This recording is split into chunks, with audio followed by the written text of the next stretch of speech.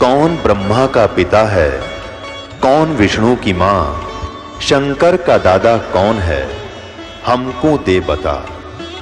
ये जानने के लिए कृपया सुनिए। जगत गुरु तत्वदर्शी संत रामपाल जी महाराज के अमृत वचन सर्व पवित्र धर्मों के पवित्र शास्त्रों के आधार पर।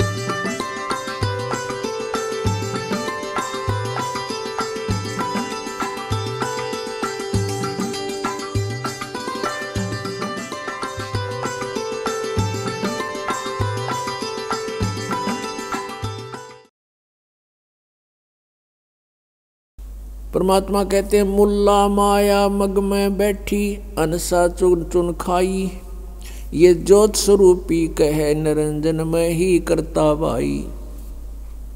एक न करता दो ना करता नौ ठहराए भाई, और दसवां भी धुंधर में मिल जा सत कबीर दुहाई। ये ज्योत स्वरूपी निरंजन कहता मैं हूं परमात्मा, ये सब कुछ मेरा है। तो गरीबदास साहिब जी कहते हैं कि परमात्मा के बारे में तो हमें जानकारी भी नहीं। ये ज्योत स्वरूपी कहे निरंजन, ये काल कहता मैं ही करता भाई, हमें मूर्ख बना रहा ये। और एक न करता दो ना करता, ये नौ करता ठहरा दिए, नौ अवतार ये सारे भगवान। और कहते दसवां भी धुंधर में मिलेगा, एक सत कबीर दुहाई। सत्य माने अविनाशी। क्या बताते हैं कि जैसे श्री राम श्री कृष्ण और अन्य ये 9 अवतार मानते हैं, कहते हैं वो सब यहाँ मृत्यु को प्राप्त होकर गए हैं। और 10वां निकलंक नाम से आएगा राजा हरिश्चंद्र वाली आत्मा। और परमात्मा ने बताया कलयुग के अंदर वो संभल नगरी में विष्णुदत्त शर्मा के घर पर जन्म लेगा और सबसे शक्तिशाली होगा और उसकी तलवार बहुत लंबी होगी। उस समय सभी व्यक्ति कृतघ्नी हो जाएंगे, कोई भी आन कान रह नहीं, मांसाहारी प्राणी होंगे, सब पाप आत्मा हो जाएंगी। उनको फिर वो 10वां अवतार काटेगा, सबको अपनी तलवार से नाश करेगा, जैसे परशुराम जी ने अक्षत्रियों को नाश किया था। अब यहाँ परमात्मा के विधान में और इस काल के विधान में बहुत अंतर है। जिसमें प्राणी अकर्मी हो जाते हैं, अधर्मी हो जाते हैं, जैसे अक्षत्रिय लोग यानी राजा लोग और राजा के दरबारी लोग, ये अधर्मी हो गए थे, इनके कोई आन कान नहीं रही थी। उस समय काल प्रेरणा से परशुराम जी का जन्म हुआ। परशुराम जी ने फिर उन दुष्टों को सबको काटा, मार डाला। अब ये विधान है इस काल का कि निकम्मों को ऐसे सेट करना है, और परमात्मा का विधान है कि किसी बुरी आत्मा हो, अब वो अज्ञान से बुरी होगी और इस तत्व ज्ञान से वो ठीक हो जाएगी। तो परमात्मा का विधान है कि शायद निकम्मा आदमी हो उसको सत्संग सुनावे, तत्व ज्ञान से परिचित करावे, फिर अपने आप उसको विष दिखाई देगा, वो सब बुराइयों से बचेगा। लेकिन काल उस तत्व ज्ञान को नहीं चलने देता, उसको डर बना रहता है कि इससे परिचित होने के बाद प्राणी यहाँ नहीं रहेगा। इसलिए वो लोकवेद सुनाता है, अपने दूतों को भेजकर सारी जनता को भ्रमित करवाता है, और जिसका अभी तक हम दुष्परिणाम भोग रहे हैं।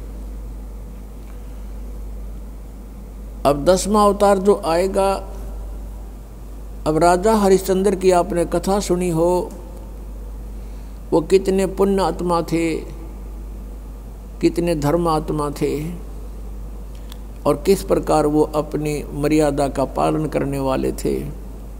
बच्चे को भी बेच दिया, पत्नी को भी बेच दिया, आप भी बिक गया, लेकिन अपना सत नहीं छोड़ा। वो अब स्वर्ग के अंदर विद्यमान है, वो राजा हरिश्चंद्र वाली आत्मा। कुछ पुनों को तो वहाँ नाश करवा दिया उसका स्वर्ग में, और फिर उसको श्रृंगार कर भेजेगा, 10वां अवतार बनाओगा, और उसकी के ड्यूटी लाओगा काल कि इन सब को काट दे जितने भी प्राणी बकवादी हो गए उस टाइम, एंड ऑफ द कलयुग। अब वो आवेगा, सबको काटेगा, मार डालेगा जो निकम्मे, अच्छी आत्माओं को छोड़ देगा। उस समय जिनमें जरा सी भी धार्मिकता शेष होगी उनको नहीं मारेगा। ये विधान रहा परमात्मा का, कितनी आपदाएं आवें लेकिन भक्तों का नाश होया नहीं करता। और फिर उसके वो बैड अकाउंट में लिख दिए जाएंगे, जितने जीवन सा वो करेगा। अब उसको फिर यहाँ से पापों से लाद के भेजेगा, और यहाँ उसकी महिमा हो जाएगी जैसे रामकृष्ण की होगी। रामचंद्र जी ने बाली मारा था, सुग्रीव का भाई, और उसका भी बदला देना पड़ा श्री कृष्ण रूप में। उस बाली वाली आत्मा ने श्री कृष्ण जी के पैर में तीर मार कर वध किया। तो ये तो एक प्रत्यक्ष प्रमाण है कि किए का कर्म का दंड न भोगना पड़ेगा। तो बिना ज्ञान के ये सब ऐसी व्यवस्था है, जो परमात्मा से परिचित प्राणी हो जाते हैं वो इस काल के जाल में नहीं आते, अपना कल्याण करवा लेते हैं। तो क्या बताते हैं परमात्मा कि हम उनकी पूजा करते रहे जो भगवान नहीं थे, जो हमें कोई लाभ नहीं दे सकते थे, हमारे पापों का नाश नहीं कर सकते थे, हमें काल के जाल से नहीं छुड़वा सकते थे। तो वो ज्ञान उस परमेश्वर ने स्वयं आकर के देना पड़ा। और जैसा कि आपने वेदों में पढ़ा कि वो परमात्मा अपने तीसरे मुक्ति धाम में रहता, सतलोक के अंदर। अब तीसरा मुक्ति धाम कैसे है? 21 ब्रह्मांड का एक ग्रुप है, एक समूह है। ये काल का लोक कहलाता है, सरपुरुष का। और 7 संग ब्रह्मांड का एक अलग द्वीप है, उसके अंदर ये स्टेट समझ लो अलग अलग, वो दूसरा लोक है, दूसरा द्वीप है। और तीसरा सतलोक है उसके निकटतम। तो तीसरे धाम में रहता वो परमात्मा, मुक्ति धाम में, सतलोक में। और वहाँ से गति करके, वहाँ से बहुत तेज स्पीड से आता है, अच्छी आत्माओं को मिलता है। फिर वो अच्छी आत्मा परमात्मा से प्राप्त ज्ञान का जगह जगह जाके प्रचार करते हैं, और परमात्मा स्वयं भी, कबीर जी भी अपनी महिमा आप सुनाते हैं। चारों युग में संत पुकारे, कूक कहा हम हेल रे, हीरे माणिक मोती बरसे, ये जग चुगता ढेल रे। परमात्मा ने जो ज्ञान बताया कि तुम यहाँ के रहने वाले नहीं हो, आप यहाँ के वासी नहीं हो, और जिस संपत्ति के लिए आप सारा जीवन न्यौछावर कर देते हो, या संपत्ति आपकी नहीं है। काया तेरी है नहीं, ये माया कहाँ से हो, चरण कमल में ध्यान रखो, तुम इन दोनों को खो।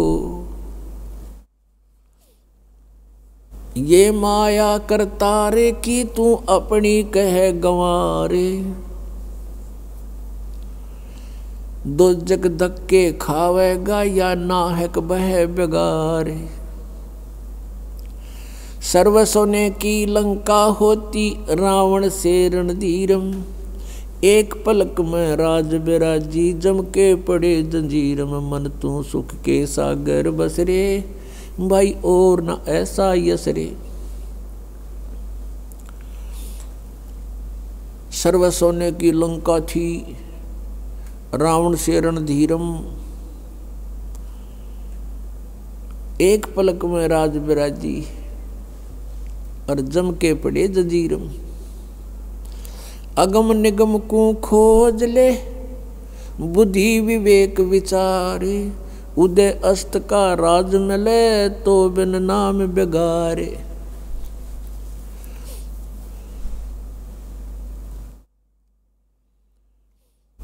भक्ति बिना क्या होते हैं ये भरम रहा संसारे।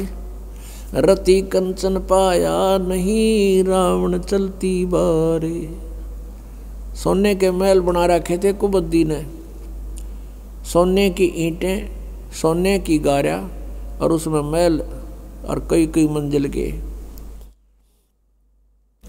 और परमात्मा कहते हैं 1 ग्राम स्वर्ण 1 ग्राम गोल्ड भी साथ लेकर नहीं जा सका। तो हमारे यहाँ भूल पड़ रही है कि ये मेरा है, या कार मेरी है, कोठी मेरी है, बेटा मेरा है, बेटी मेरी है।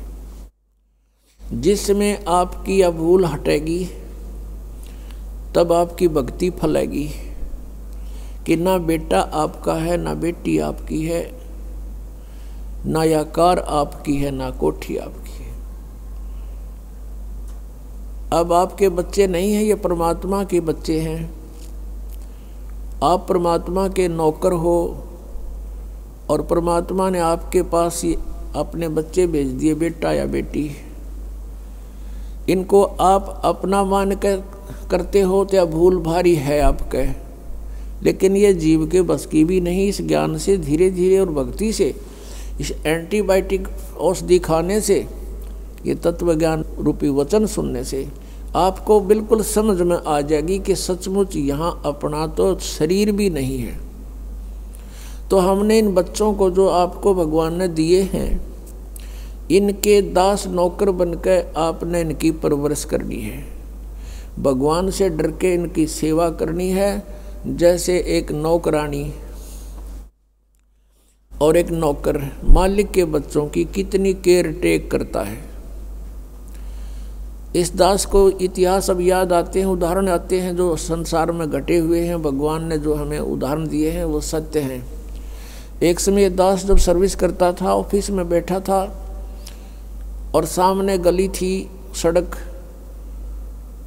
और ऑफिस से 2 मकान छोड़कर लेफ्ट साइड में एक बहुत बड़े धनवान व्यक्ति का मकान था, कोठी थी।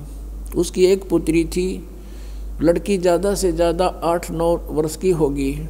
उसके लिए एक नौकरानी छोड़ रखी थी, और उस लड़की का स्कूल वहाँ से ज़्यादा 10 फरलांग होगा, यानी 2000 फुट मुश्किल से 5 एकड़ की दूरी पर। तो वो लड़की को नवाती धवाती, उसके सारे कपड़े चेंज करती और सारा उसको व्यवस्था रखती, खाना पीना दूध सब समय पर खिलाती। और उसको जब छोड़ने जाती थी स्कूल में, पैदल छोड़ के आती थी, थोड़ी दूरी थी, तो वो क्या करती थी, जून के महीने में एक छोटा सा छाता लेकर लड़की पर तो छाता रखती थी और स्वयं धूप में चलती थी, क्योंकि वो मालिक की बेटी थी। और जब उसको नौकरी से निकाल दिया, उसने झांका भी नहीं उधर, और पहले वो उसको इतना प्यार देती थी, शायद माँ भी नहीं दे सकती। तो ऐसे ही हमने इनको मालिक के बच्चे जानकर, और हम सभी यहाँ कष्ट में हैं, दुखी हैं, एक दूसरे को समझकर, जैसे एक सास बहू है, और सास बहू का कहते हैं कुत्ते बिल्ली वाला बैर हो जाता है। ऐसा क्यों है? बिना ज्ञान के गाटा जुड़ रहा है। और फिर कहते हैं जैसा दर्द आपने हो ऐसा जान बिराने। अब जैसे घर का मुखिया है, सास है, उसके अधीन पुत्र वधू है, अब उसके साथ दुर्व्यवहार करेगी तो उसकी आत्मा रोएगी, बोल सकती नहीं। तो वो आत्मा की जो पुकार है वह भगवान के दरबार में डिपॉजिट होती है, और उसका प्रतिफल बहुत भयंकर होता है। फिर क्या होता है कि कई जगह ऐसा है कि पुत्र वधू इतनी हैवी है सास पर, उसको तंग करती है। तो उस समय ये ज्ञान याद रखना चाहिए कि हम इस काल ने ऐसी व्यवस्था में जोड़ रखे हैं, क्योंकि यहाँ व्यवस्था ऐसी है। अब जवान बच्चे का और बूढ़े का कभी भी मेल नहीं मिले, ना मन मिले, ना व्यवहार मिले, ना विचार मिले। और फिर रहना इकट्ठा, सास और बहू ने इकट्ठा रहना और कति विचार नहीं मिलने, यह गारंटीड बात है। और इसलिए झगड़ा रहेगा, यह भी रहेगा, लेकिन इसका समाधान इस ज्ञान से होगा। देखो, कोई भी घर में हानि करके प्रसन्न नहीं हुआ करता, कोई भी नुकसान करके राजी नहीं, लेकिन हो जाता है। और फिर उसके ऊपर एक दूसरे के साथ खींचातानी करे, तूने ऐसा कर दिया, तू ऐसा करता है, ये करता है। को बालक को उसने प्यार से समझा दे, लेकिन नुकसान जो होना है आपके भाग्य में पूर्व निर्धारित है, वो होके ही रहेगा। और वो नुकसान तो हो लिया, और फिर वो झगड़ा बाकी रह गया, बेमतलब की टेंशन। जब आप परमात्मा की शरण में आ जाओगे, ये हानि भी नहीं होगी आपके, सत्कर मान लेना। और इस ज्ञान से जब यो मन बकवाद करेगा, इस ज्ञान रूपी लगाम से यो रुकेगा। एक सास बहू थी, बुढ़िया बहुत लड़ा करती अपनी पुत्र वधू के साथ, इकलौता पुत्र था। अब बेटा न्यू सोचा करता, भाई माँ की बात नहीं मानी तो माँ की आत्मा दुख पाओगी। वो भी अपनी पत्नी को ही धमकाया करता, गलती होती चाहे ना होती, माँ को प्रसन्न करने के लिए। और बुढ़िया बहुत कलियारी थी। अपने आत्मा एक परमात्मा लीला बख्शते हैं, करते हैं, दया करते हैं। एक बहन सत्संग में जाया करती थी, बुढ़िया माई, वो उनके घर चली गई, कुदरती परमात्मा भेजते हैं। और वह बुढ़िया लाग रही कति श्लोक सुनान, अच्छी बूंदी कहना अपनी पुत्र वधू को, और वह बेचारी बोल रहा नहीं। अब बोलूँगी तो फिर सामने अपने बेटे तगड़वाएगी, तो वह बेचारी चुप रहने में अपनी खैर समझ रही थी। अब उस बहन जो सत्संग में जाती थी, परमात्मा परमेश्वर के विचार सुनती थी, उसने सोचा ये तो नरक हो रहा है इनका घर। उसने उस बुढ़िया को सहज सहज प्यार से कहा, बहन सत्संग में चल लेगी?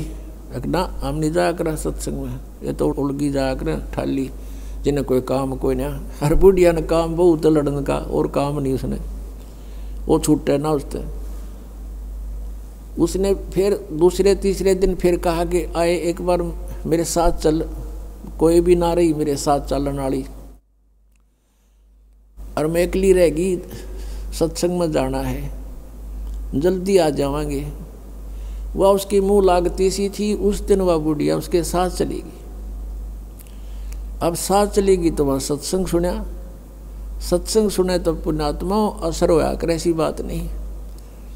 जब तक हम कुएं के मेंढक बने रहेंगे, हम उसी क्रियाओं से लिप्त रहते हैं, वैसे ही विचार हमारे बने रहते हैं, और ज़्यादा ही दुख और बुराइयां हमारे अंदर प्रवेश होती रहती हैं।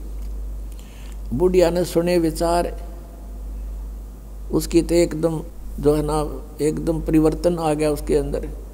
अब सचमुच हमने आपस में नहीं किसी को दुखी करना चाहिए। कथा सुनाई गई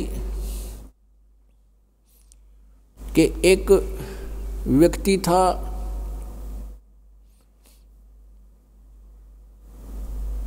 वो कहीं पर साधना कर रहा था, बैठा था, साधना कर रहा था, और एक गाय भागी जा रही थी,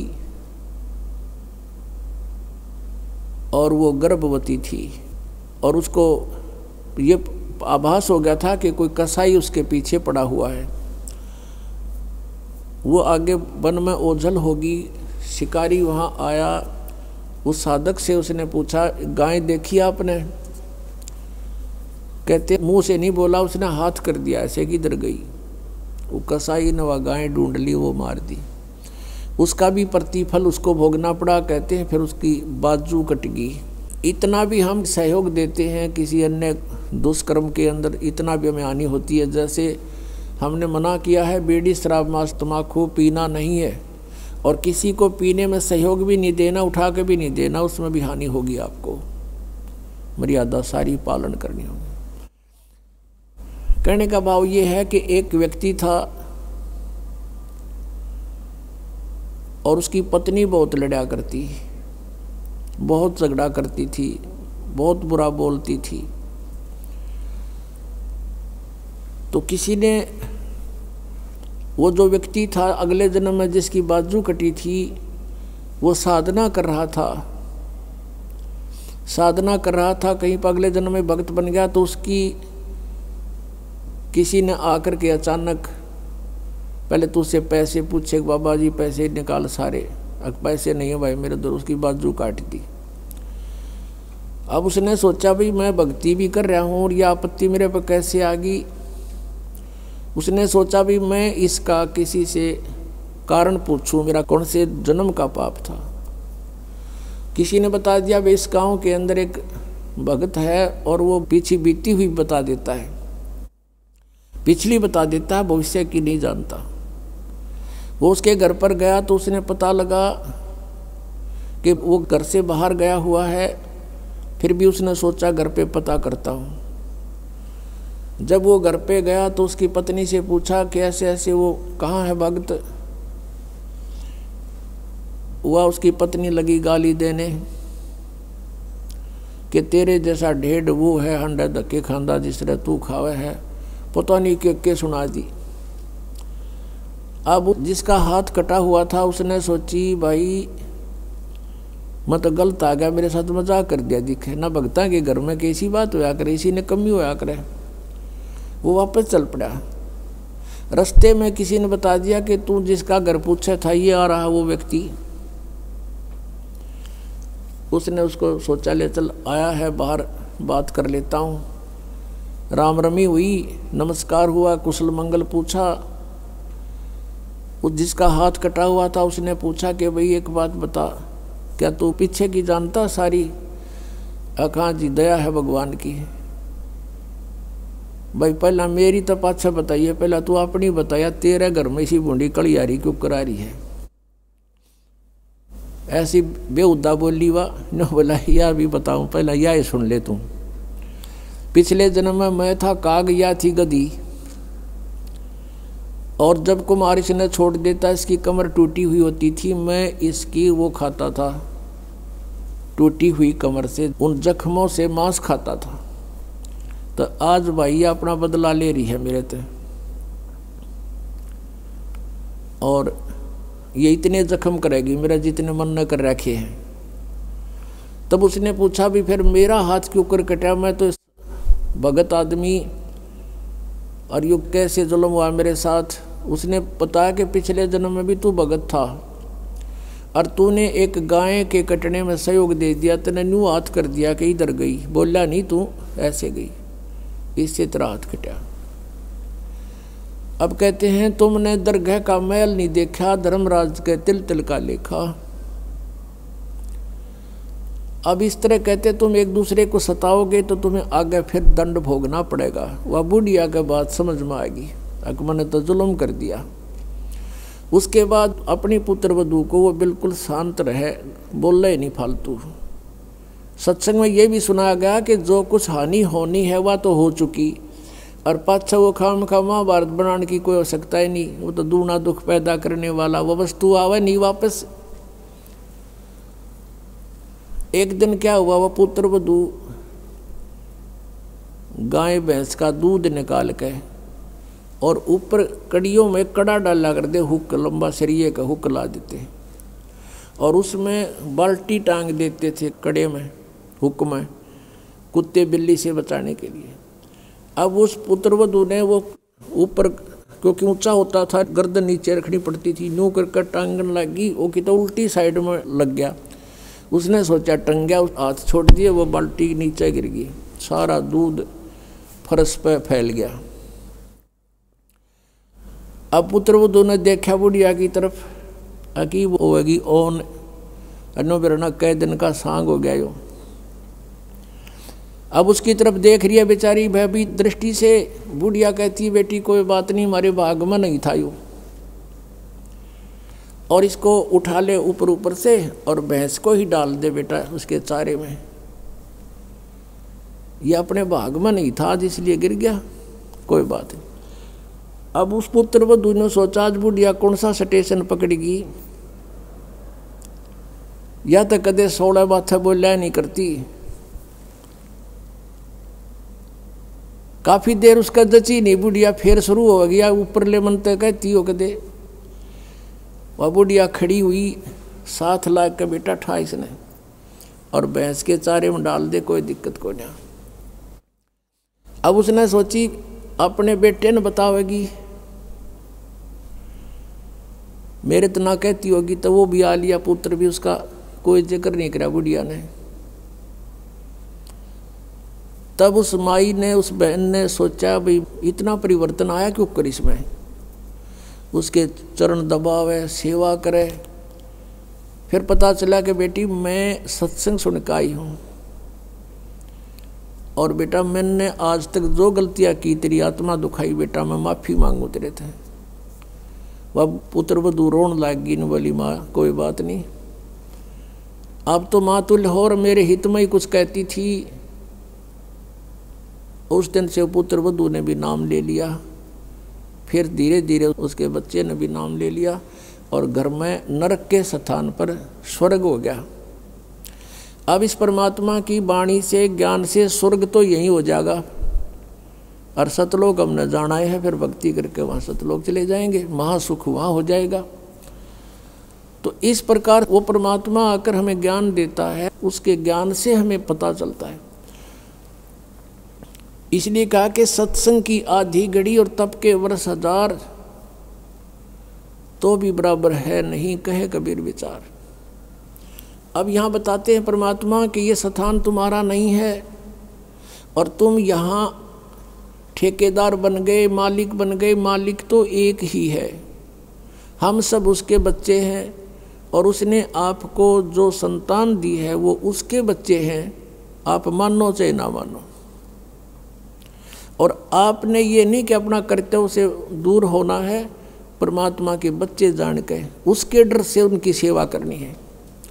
जिसका जितना भी जो आपका कर्तव्य कर्म है वो करना है, उनको पढ़ाना है तो पढ़ाना है, कपड़े वस्त्र की आवश्यकता वो भी व्यवस्था करनी है, विवाह शादी भी करनी है, तो परमात्मा के बच्चे जान के करनी है। और जब यहाँ से चलोगे, जैसे वो नौकरानी निकाल दी गई थी, उसके सपने में भी ना आया वह मेरी बेटी थी। तो पुण्यात्माओं ये स्थिति आपकी जब आवेगी ऐसी बात नहीं, क्योंकि ज्ञान से ही अज्ञान हटता है। हम अज्ञानवश आप एक कुर्ता पर आकर मन अपना मान लिया, किसी का बच्चा जा रहा हो है कहीं पर और उसको तुम अपनी तरफ से कुर्ता पजामा पर आकर अपने घर बैठा लो, मेरा है ना जो मेरा है, या कोई बात हुई? तो हमने इस जीव को एक कुर्ता परा दिया बेटा और बेटी का और अपना मान लिया, अगना मेरे हैं, या कोई समझदारी की हमने। तो इस प्रकार हमारा इस ज्ञान से मन हटेगा, सच्चाई की तरफ पहुंचेगा। अभी तक तो हम देखा ज्ञानवश ही अपना मान लेते थे, शरीर अपनाए नहीं है तो हम दूसरे को अपना कैसे मान बैठे। तो क्या बताते हैं परमात्मा, आगे गए ना बावड़े ये रहते भी सब जान, बिन साहेब की बंदगी कहीं ठोड़े ठिकाना ना। जो यहाँ से मृत्यु को प्राप्त होकर चले गए उन्हें ताक बताया नहीं, हम कहाँ गए, के बनी हमारे साथ। और जो शेष बचे हैं वो भी जाएंगे, बिन साहेब की बंदगी की तो ठोर ठिकाना ना। आज तुमने अपनी आकार कोठी मान रखी है मेरी है, कल मृत्यु होगी, पुण्य कर रखे आप जाओगे स्वर्ग में। स्वर्ग का समय आपका निर्धारित होगा, वो पूरा होते ही वहाँ से कहेंगे चलो चलो नरक में। नरक का समय पूरा होता कहेंगे चलो चलो गधे की योनि में। गधे का समय पूरा होता मृत्यु होगी, मृत्यु होती चलो फिर कुत्ते की योनि में। कुत्ते की योनि भोगी फिर चलो मनुष्य की योनि में। मनुष्य की योनि में ये आप देख रहे हो क्या करते हो, ये करते खत्म होते फिर चलो नरक में। तो ये चलो चलो सतलोक में मिटेगी। और उसके मिटाने का प्रोसीजर अब हमें पता लग गया। अब इस चलो चलो के नाश करने का, समाप्त करने का हमें पता लग गया, वह विधि का पता लग गया। परमात्मा ने क्या बताया है, जग सारा रोगिया रे जिन सतगुरु वेद न जाण्या जग सारा रोगिया रे, जग सारा रोगिया रे। जिन सतगुरु वेद न जाण्या जग सारा रोगिया रे। जिन सतगुरु वेद न जाण्या जग। भाई जन्म मरण का रोग लग्या है, तृष्णा बडरी खांसी। जन्म मरण का रोग लग्या है, तृष्णा बडरी खांसी। आवागमन की डोर गले में पड़ी काल की फांसी। जग सारा रोगिया रे। जिन सतगुरु वेद न जाण्या जग। जग सारा रोगिया रे। जिन सतगुरु वेद न जाण्या जग सारा रोगिया रे। भाई सच्चा सतगुरु कोई न पूजे, इन झूठों जगपतियासी। सच्चा सतगुरु कोई न पूजे, इन झूठों जगपतियासी। अंधे की बाँ गही अंधे ने, मार्ग कौन बतासी। जग सारा रोगिया रे। जिन सतगुरु वेद न जाण्या जग सारा रोगिया रे, जग सारा रोगिया रे। जिन सतगुरु वेद न जाण्या जग सारा रोगिया रे। भाई देखा देखी गुरु से बन गे, किया ना तत्व विचारा। देखा देखी गुरु से बन गे, किया ना तत्व विचारा। गुरु से दोनों के सिर पे काल ठोके पंजारा। जग सारा रोगिया रे। जिन सतगुरु वेद न जाण्या जग। जग सारा रोगिया रे। जिन सतगुरु वेद न जाण्या जग। भाई सार शब्द सर जीवन बूटी, गैस गैस अंग लगावे। सार शब्द सर जीवन बूटी, गैस गैस अंग लगावे। कहे कबीर तुम सत कर मानो, ये जन्म मरण मिट जावे। जग सारा रोगिया रे। जिन सतगुरु वेद न जाण्या जग। जग सारा रोगिया रे। जिन सतगुरु वेद न जाण्या जग सारा। सार शब्द सर जीवन बूटी, गैस गैस अंग लगावे।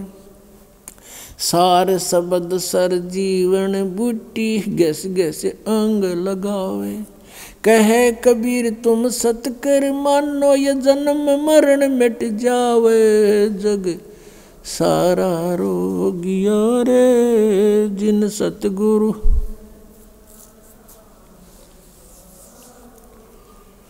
जग सारा रोगिया रे। जिन सतगुरु वेद न जाण्या जग। अब इसमें ये बताया कि भाई जन्म और मरण का ये रोग लगा हुआ है आपके, और जब तक जन्म मृत्यु का रोग है जीव सुखी नहीं रह सकता। और ये आवागमन की डोर गले में और पड़ी काल की फांसी। फिर क्या बताते हैं कि सच्चा सतगुरु कोई नहीं पूजे, इन झूठों जगपतियासी। सच्चा संत परमेश्वर आए थे उस समय किसी ने मालिक को स्वीकार नहीं किया।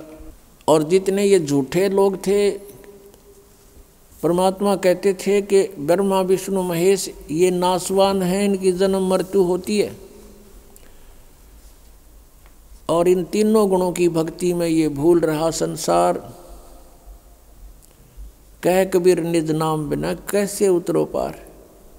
तो इस बात का विरोध करवा दिया उन झूठे गुरुओं ने कि कबीर झूठ बोलता है, ये जुलाहा है, क्या जाने संस्कृत को, क्योंकि संस्कृत के पढ़ने वाले ब्राह्मण अधिकारी होते थे।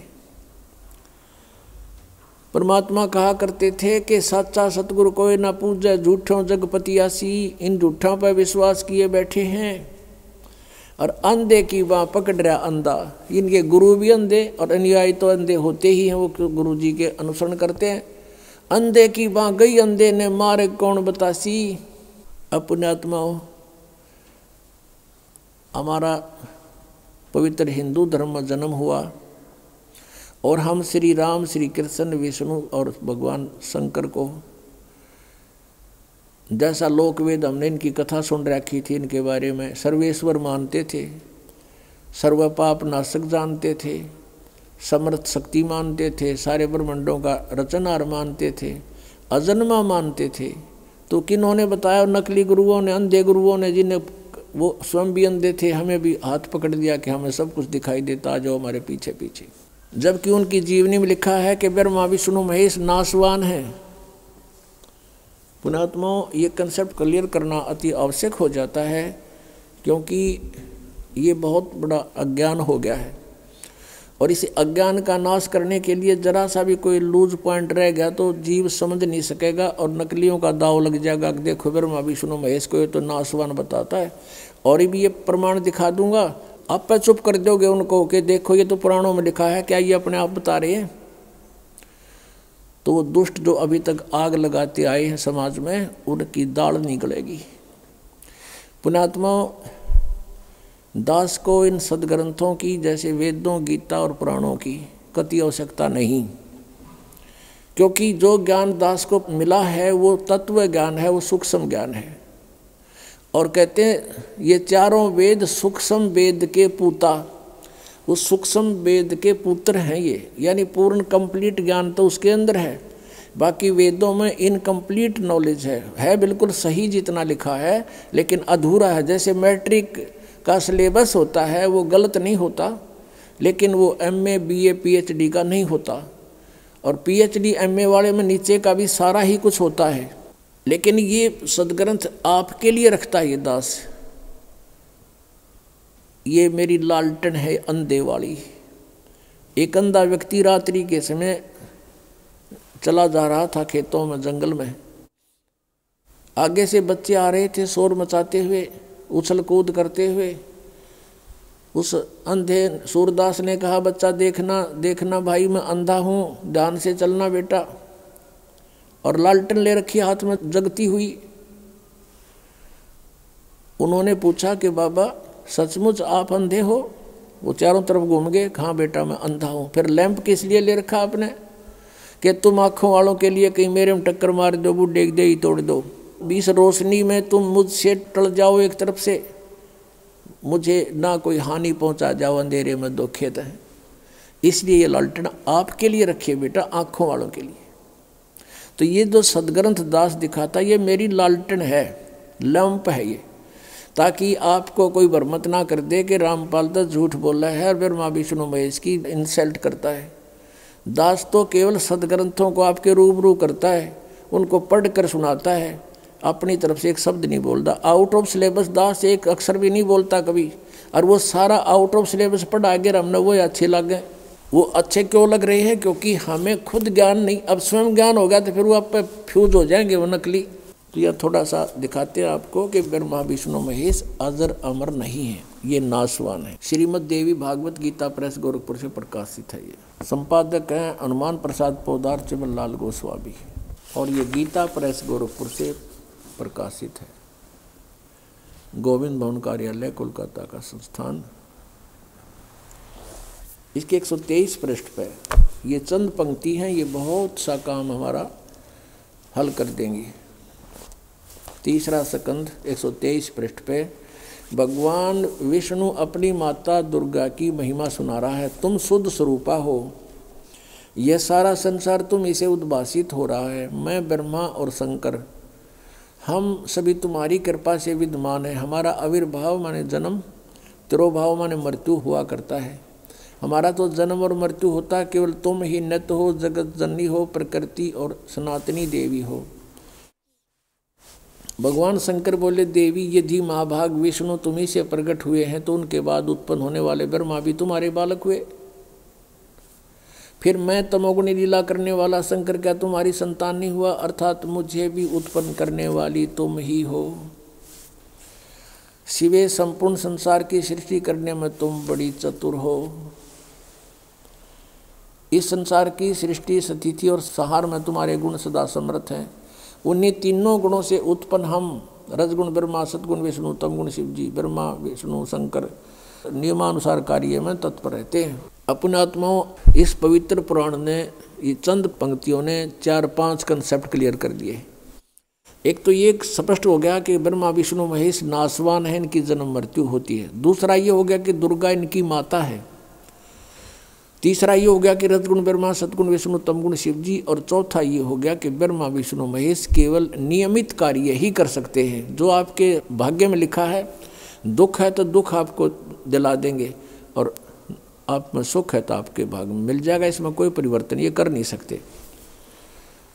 और इसमें 5वां ये भी क्लियर हो गया कि प्रकृति दुर्गा को कहते हैं।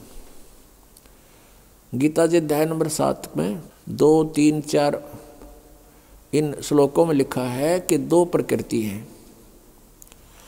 एक तो ये 5 तत्व, और फिर ये मन, अहंकार, बुद्धि आदि, ये 8 मिलाकर एक प्रकृति, ये तो जड़ प्रकृति है।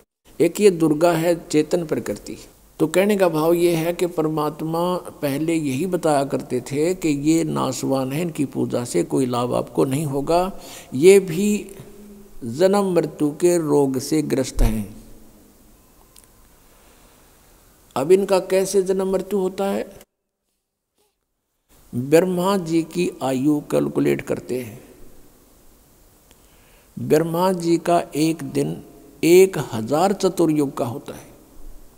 इतनी ही रात्रि होती है। एक चतुर्युग में कितना समय होता है, कितने वर्ष होते हैं? हमारे 43,20,000 वर्ष होते हैं। सतयुग, त्रेता, द्वापर, कलयुग।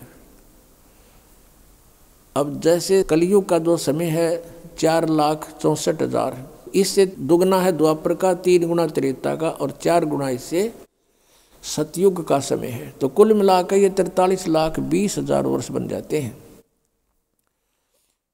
और ऐसे 1000 चतुर्युग का दिन, इतनी रात्रि, और 30 दिन रात का 1 महीना, और 12 महीने का 1 वर्ष, ऐसे बना हुआ। ऐसे 100 वर्ष की आयु है ब्रह्मा जी की। इससे 7 गुना अधिक है विष्णु जी की, यानी 700 वर्ष। और विष्णु जी से 7 गुना भगवान शिव की, शंकर की, यानी 4900 वर्ष, ऐसे बने हुए वर्ष। और फिर भी इनकी मृत्यु। और जब 70,000 बार ये शिव मर लेगा, शिव जो ब्रह्मा से 49 गुना ज़्यादा आयु रखता है, 70,000 बार ये मर लेगा, 70,000 बार, तब एक ब्रह्मांड का विनाश होगा। अब ये काल कहाँ रहता है? इस ब्रह्मांड के सुन शिखर में, ऊपर के सबसे टॉप मोस्ट प्लेस जो इस ब्रह्मांड का है, वहाँ ये अलग से रहता है, अपना गुप्त रहता है। और वहाँ से जब नीचे आता है तो अपने पुत्रों का रूप बनाता है। कभी ब्रह्मा का रूप बना लिया, कभी विष्णु का, कभी शिव का। तो यह वहाँ रहता है। जब 70,000 बार यू त्रिलोक की शिव मर लेगा, तमोगुण शिव, तब एक ब्रह्मांड का विनाश होगा। और ये ब्रह्म, इस ब्रह्म को सरपुरुष भी कहते हैं। सरपुरुष, सरब्रह्म। गीता जी अध्याय नंबर 15 के श्लोक नंबर 16 में सरपुरुष और अक्षर पुरुष, ये 2 प्रभु बताए, 2 स्वामी। और इनके तथा इनके अंतर्गत जितने भी जीव हैं, उनके सब के स्थूल शरीर नाशवान हैं। जीव नाशवान है, जीवात्मा नहीं मरती। सब प्राणी नाशवान है, जीवात्मा नहीं मरती। वो तो सबके नहीं मरती, कुत्ते को देख के भी अमर है। और उधर से फिर 17वें श्लोक में कहा है 15वें अध्याय के गीता जी में कि उत्तम पुरुष है तू अन्य परमात्मा इति उदाहरते है। वो वास्तव में परमात्मा तो इन दोनों से अलग है, सरपुरुष और अक्षर पुरुष से। उसी को भगवान कहते हैं। परमात्मा माने भगवान, भगवान का अर्थ होता है जो केवल सुख दे दुख ना दे, उसको परमात्मा कहते हैं।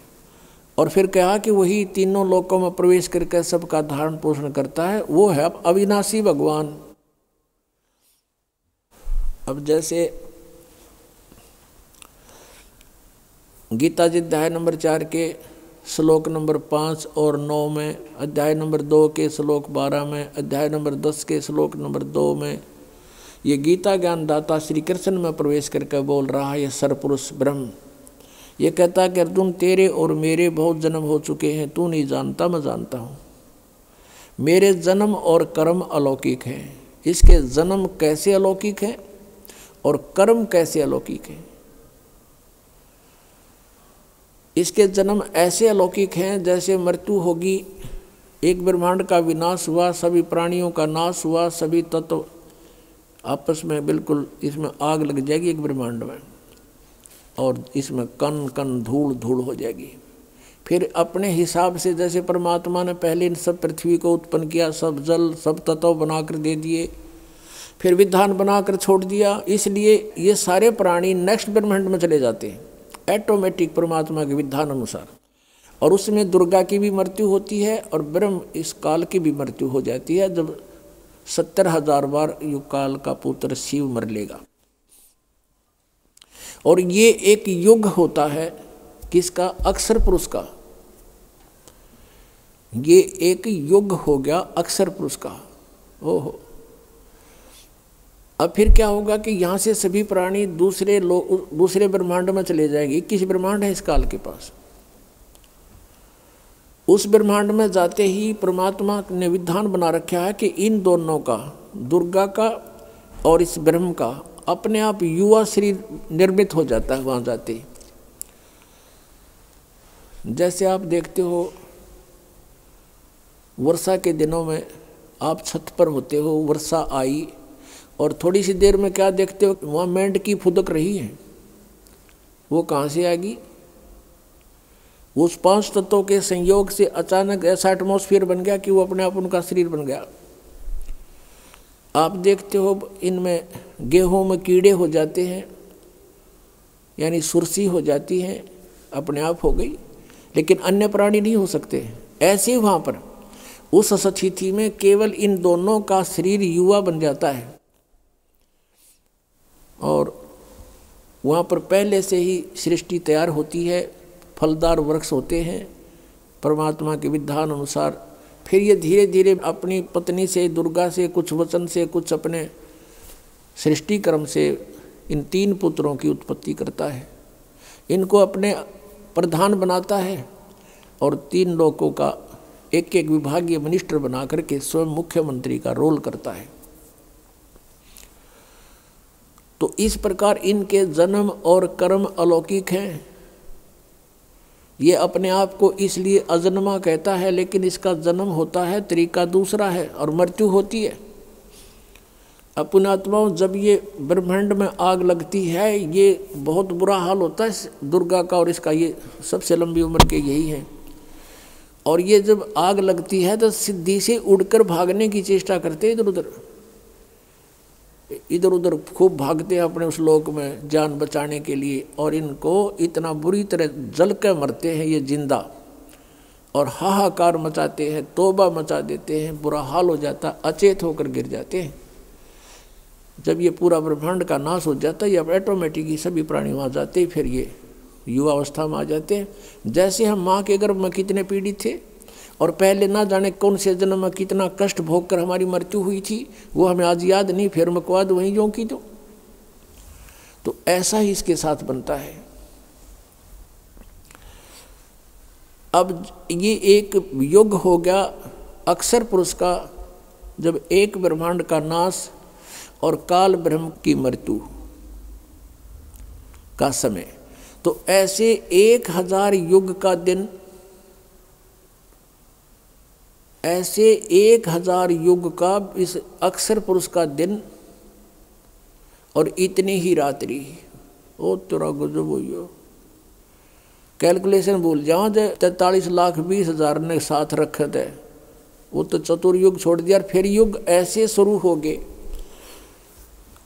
और ऐसे ही 30 दिन रात का महीना अक्षर पुरुष का, और 12 महीने का 1 वर्ष, और 100 वर्ष की आयु। वेदों में आपने देखा होगा 7 वर्ष लिखा, 100 वर्ष।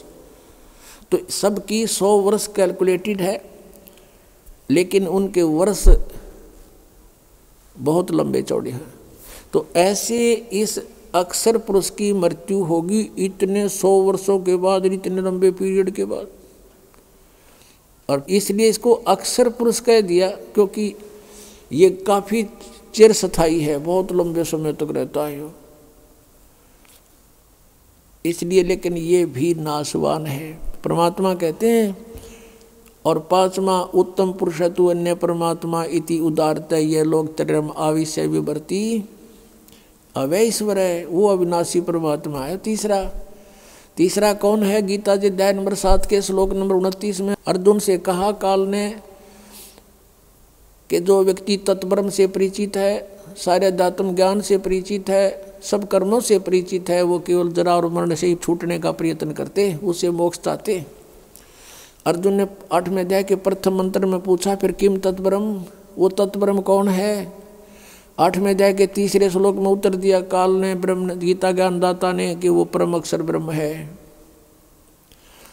अपने जन्म कर्म और इसने बता दिया मेरी भी जन्म मृत्यु होती है अर्जुन, तेरी भी होगी। मेरी साधना करेगा तो भी तेरी जन्म मृत्यु और मेरी भी रहेगी, हम स्थायी नहीं हो सकते।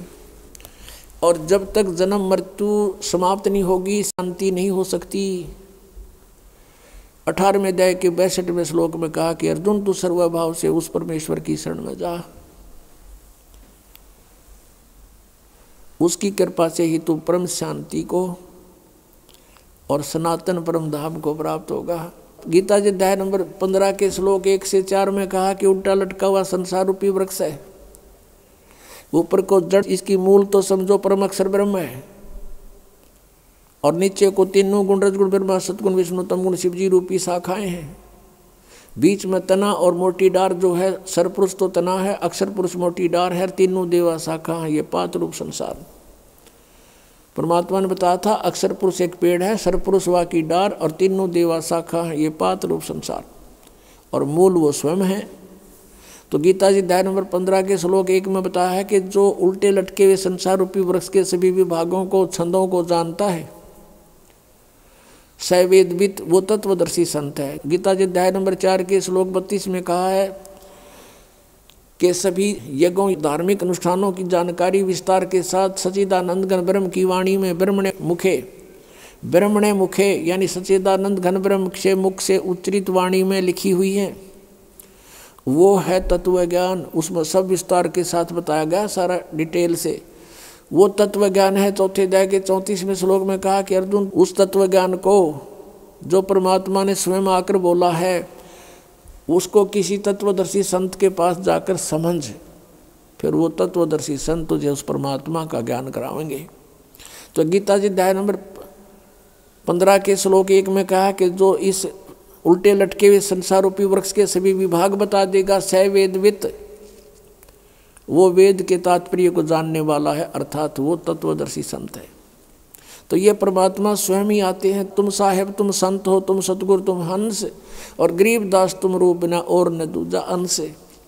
अनंत कोट ब्रह्मांड का एक रति नहीं बाहर, सतगुरु पुरुष कबीर हैं कुल के सृजनहार। सतगुरु और पुरुष, पुरुष माने परमेश्वर और सतगुरु माने तत्व ज्ञान बताने वाले। अगर तत्व ज्ञान बताने वाले सतगुरु हैं तो भी कबीर जी, और परमेश्वर है तो भी कबीर जी। तो वो परमात्मा स्वयं ही आकर अपनी महिमा बताता है। अक्षर पुरुष एक पेड़ है, निरंजन वा की डार, तीनों देवा शाखा, समझो 5 रूप संसार। गीता जी अध्याय नंबर 15 के श्लोक 4 में कहा कि, और उसके पश्चात 3-4 में कहा है कि जब तत्वदर्शी संत मिल जावे, उसके पश्चात इस अज्ञान रूप अंधकार को तत्व ज्ञान रूपी शस्त्र से काट कर यानी समझ कर, उसके पश्चात परमेश्वर के उस परम पद की खोज करनी चाहिए, जहाँ जाने के बाद साधक फिर लौटकर कभी संसार में नहीं आता। और गीता ज्ञानदाता इसलिए कहता 18वें अध्याय के 62वें श्लोक में कि अर्जुन तू सर्वभाव से उस परमेश्वर की शरण में जा, परम अक्षर ब्रह्म की शरण में जा, वो वास्तव में अविनाशी है। उससे तुझे सनातन परम धाम प्राप्त होगा, परम शांति होगी। सनातन परम धाम शाश्वत स्थानम, सदा रहने वाला, जिसका कभी नाश नहीं होता। इसलिए गीता जी अध्याय नंबर 7 के श्लोक 18 में कहा कि ये ज्ञानी आत्मा है तो अच्छी नेक आत्मा है, उदार आत्मा है, लेकिन ये मेरे वाली घटिया अनुत्तम गति में ही सीमित हैं, स्थित हैं। इनको तत्वदर्शी संत नहीं मिला, तत्व ज्ञान प्राप्त नहीं हुआ। ओम नाम के जाप से गीता जी अध्याय नंबर 8 के श्लोक नंबर 13 में कहा कि अर्जुन ओम इति एक अक्षरम ब्रह्म व्यवहारण माम अनुस्मरण ये प्रियाति तजम देहम सयाति परमाम गतिम। मुझ ब्रह्म का केवल एक ओम मंत्र है और नथिंग एल्स, ये एक अक्षर है, और जो अंतिम समय तक उच्चारण करता हुआ इसका शरीर त्याग कर जाता है तो मेरे वाली परम गति को प्राप्त होता है। ओम से कौन सी परम गति है? ब्रह्मलोक प्राप्ति, ब्रह्म प्राप्ति, ब्रह्मलोक प्राप्ति। ब्रह्मलोक में गए हुए प्राणी भी जन्म मृत्यु में है।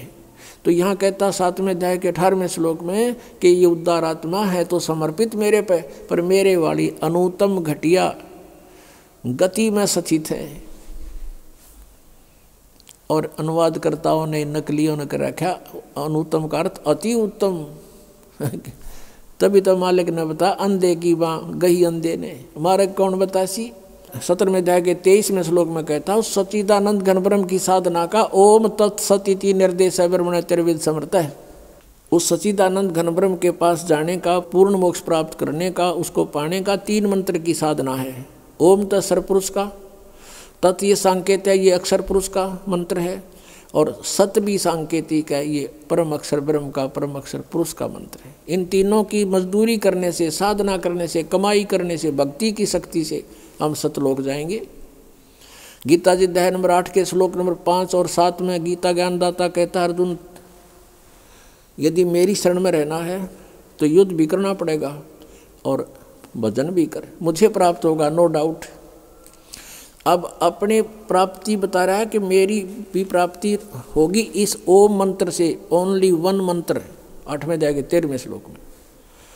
और कहता युद्ध भी करना पड़ेगा, यहाँ शांति नाम की चीज नहीं, परम शांति चाहिए तो उसकी शरण में जा। 8वें अध्याय के 8, 9, 10 3 मंत्रों में कंटिन्यूस बताया है कि उस सच्चिदानंद घन ब्रह्म की जो साधना करता है उस तत्वदर्शी संत के बताए अनुसार उस मंत्र से, तो भक्ति की शक्ति से, यानी उस मंत्र के जाप की कमाई से उस परमेश्वर के पास चला जाएगा।